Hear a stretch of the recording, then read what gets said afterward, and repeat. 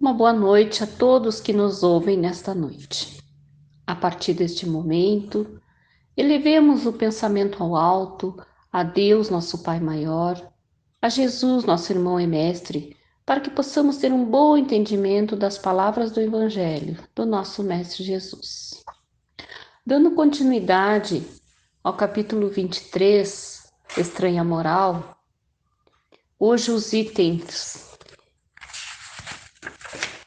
13, 14 e 15. Jesus vinha proclamar uma doutrina que solapava na base dos abusos em que viviam os fariseus, os escribas e os sacerdotes de seu tempo. Assim fizeram-no morrer, querendo matar a ideia, matando o homem. Mas a ideia sobreviveu, porque era verdadeira. Ela cresceu porque estava nos desígnios de Deus. Saída de uma obscura aldeia da Judéia, foi plantar sua bandeira na própria capital do mundo pagão, em face de seus inimigos mais enraivecidos, dos que mais tinham interesse em combatê-la, porque ela derrubava crenças seculares, as quais muitos mantinham mais por seus interesses do que por convicção.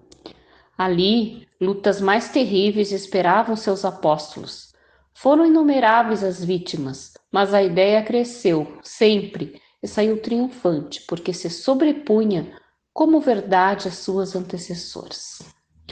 É de notar-se que o cristianismo chegou quando o paganismo estava em seu declínio e debatia-se contra as luzes da razão.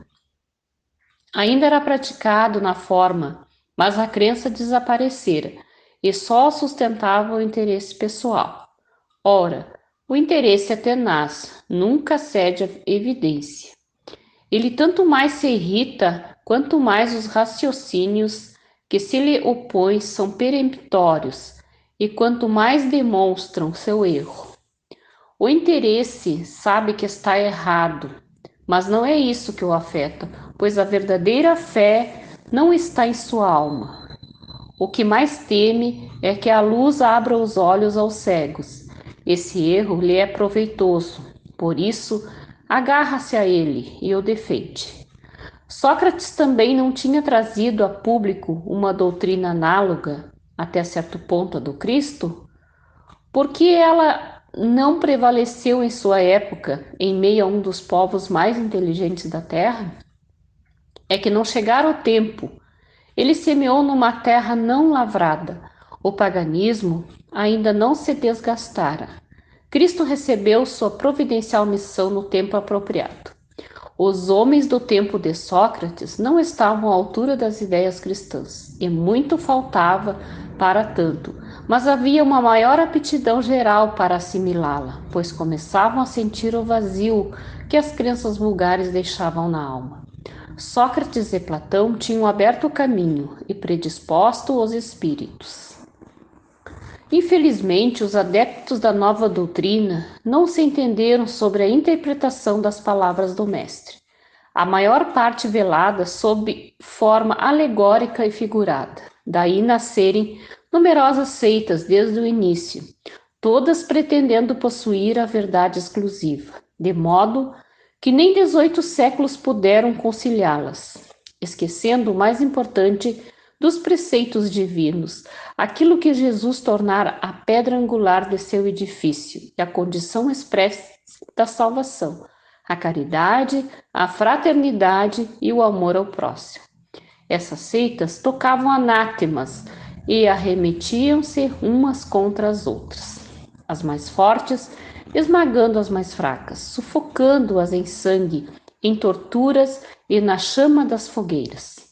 Os cristãos, vencedores do paganismo, de perseguidos, fizeram-se perseguidores. Foi com ferro e fogo que plantaram a cruz do Cordeiro sem mácula nos dois mundos. É fato constatado que as guerras religiosas foram mais cruéis e fizeram mais vítimas que as guerras políticas, e que em nenhuma outra se cometeram mais atrocidades e atos de barbárie. A culpa está na doutrina do Cristo? Certamente não, pois ela condena formalmente toda a violência. Em algum momento ele diz a seus discípulos: Ide, matai, massacrai, queimai aqueles que não crerem como nós? Não, pois ao contrário, disse-lhes: todos os homens são irmãos, e Deus é soberanamente misericordioso. Amai vosso próximo, amai vossos inimigos, fazei o bem àqueles que vos perseguem. Disse ainda: quem matar pela espada, perecerá pela espada. Portanto, a responsabilidade não é da doutrina de Jesus, mas daqueles que a interpretaram falsamente e fizeram dela um instrumento a serviço de suas paixões. É responsabilidade daqueles que ignoraram essas palavras: meu reino não é deste mundo. Jesus previa em sua profunda sabedoria e o que deveria acontecer. Mas essas coisas eram inevitáveis devido à inferioridade da natureza humana, de então, que não podia transformar-se repentinamente. Foi preciso que o cristianismo passasse por essa longa e cruel prova de 18 séculos para mostrar todo o seu poder. Porque apesar de todo o mal cometido em seu nome, ele saiu puro, nunca foi posto em causa. A censura recai sempre sobre aqueles que abusaram dele. A cada ato de intolerância, sempre se disse: se o cristianismo fosse melhor compreendido e melhor praticado, isso não teria acontecido. Bem, meus irmãos, nestes itens, Kardec continua fazendo observações em torno do cristianismo e dos seus opositores. Jesus viera no tempo devido, não porque os homens estivessem prontos para as ideias cristãs, mas havia um clima geral de disposição para assimilá-las, porque havia na alma um vazio deixado pelas crenças vulgares. Diz ainda que Sócrates e Platão vieram antes divulgando ideias semelhantes, mas o povo ainda não estava amadurecido para elas. Devido à desigualdade de grau evolutivo e da própria imperfeição dos homens, muitos dos intitulados cristãos continuam até hoje com interpretações muito diferentes dos ensinos de Jesus. Surgem seitas dizendo terem a posse da verdade, esquecidos de que o homem, não sendo obra acabada, só pode conhecer parte dela, e esse conhecimento se amplia na medida do seu progresso espiritual, aqui e em mundos mais elevados.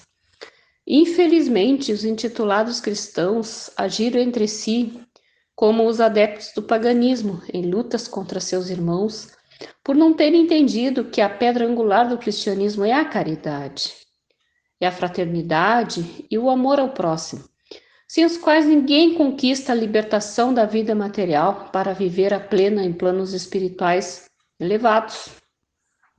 Aos que acusam o cristianismo como causa das atrocidades cometidas em nome dele, quando os erros, omissões e enganos são apenas dos homens que não compreenderam a sua verdade. A doutrina de Jesus continua nos evangelhos, esperando que os interessados a estudem, a compreendam e a coloquem em prática no seu dia a dia, lutando contra suas imperfeições, demonstrando através do exemplo um verdadeiro cristão. Jesus sabia que a grande maioria da humanidade não tinha a maturidade do senso moral para entender seus ensinos, mas sabia que era a hora própria de vir trazê-los, para que os mais preparados, aceitando-os, os divulgassem, mesmo com falhas, pois sempre houve na Terra e continua existindo os que se esforçam para vivenciá-los, servindo de exemplo para os demais.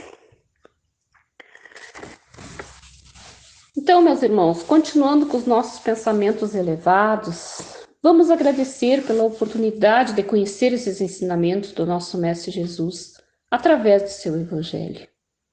Que nos esforcemos para colocá-los em prática no nosso dia a dia e assim nos tornarmos verdadeiros cristãos, homens de bem.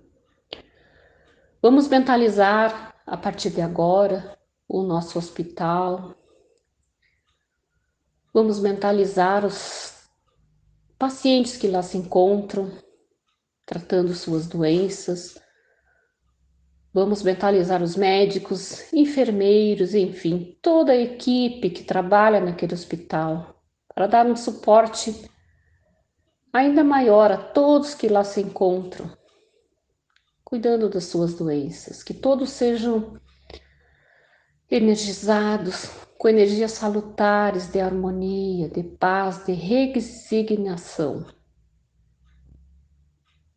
Que o nosso Pai Maior não desampare ninguém. Pedimos pelo nosso planeta, pedimos que ele seja banhado com energias fluídicas, de paz, de harmonia. Pedimos agora pelas nossas águas, as águas que estão postas nos copos, nas jarras, na casa de cada irmão que esteja ouvindo este Evangelho. Que essas águas sejam fluidificadas com fluidos benéficos, de harmonia, de paz e de cura para todos os nossos males. E que ao tomarmos dessas águas, possamos nos sentir curados, se assim for o nosso merecimento e a vontade do nosso Pai. Pedimos finalmente por todos os nossos irmãos que estão necessitando de auxílio. Sejam esse socorro físico ou espiritual. Que o socorrista de Jesus chegue a cada irmão que esteja precisando e leve a medicação necessária para os seus males.